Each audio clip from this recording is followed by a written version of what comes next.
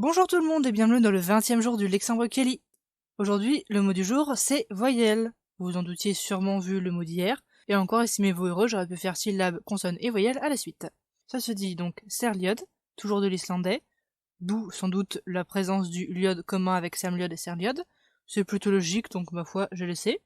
La première phrase exemple, c'est combien y a-t-il de voyelles en Kelly, qui se dira eren ruin serliod tei Kelly, ou bien toji ruin serliod dak Kelly. Les différences, elles sont assez fines.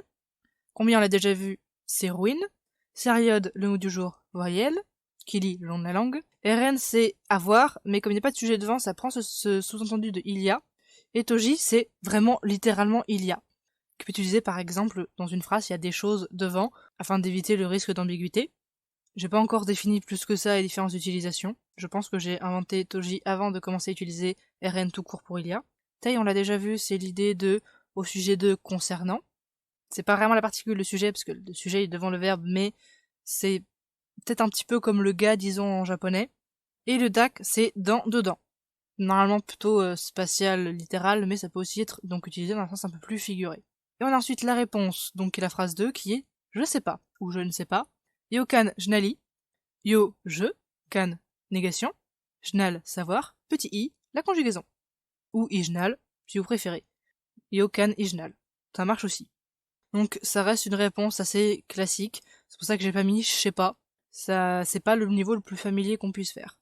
Et c'est tout pour aujourd'hui. Alors je ne suis pas du tout sûre de l'avoir déjà vu, mais il me semble que oui, donc dans le doute je vais faire un très bref rappel sur le fait que voyelles et les noms en général sont complètement sans nombre, que c'est un petit L qu'on rajoute pour le singulier et un petit M pour le pluriel, donc qui donnerait serliodl ou serliodm.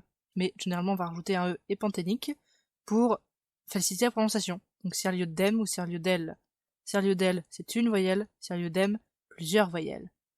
Et normalement, c'est tout pour aujourd'hui. J'ai pas vraiment d'annonce à faire. Vous savez déjà que la fin du mois risque d'être un peu compliquée. En attendant, on est quand même le 20, donc ça fait les 2 tiers du mois. Donc, c'est très cool. Merci d'être toujours là, d'écouter. J'ai en profité pour refaire un petit instant pub en mettant le lien dans la description de l'autre chaîne sur laquelle je fais un Alexandre, donc pour une autre idéolangue. Donc n'hésitez pas à aller y faire un tour. C'est un peu le même principe, donc logiquement ça devrait vous intéresser, je pense. Surtout que le lore est différent de celui du Kelly, et je le présente plus d'ailleurs, parce que celui du Kelly, j'en parle presque jamais. En attendant, comme d'habitude, n'hésitez pas à commenter, partager, vous abonner. En attendant, je vous dis à demain, j'espère que vous allez bien. Des bisous et au revoir.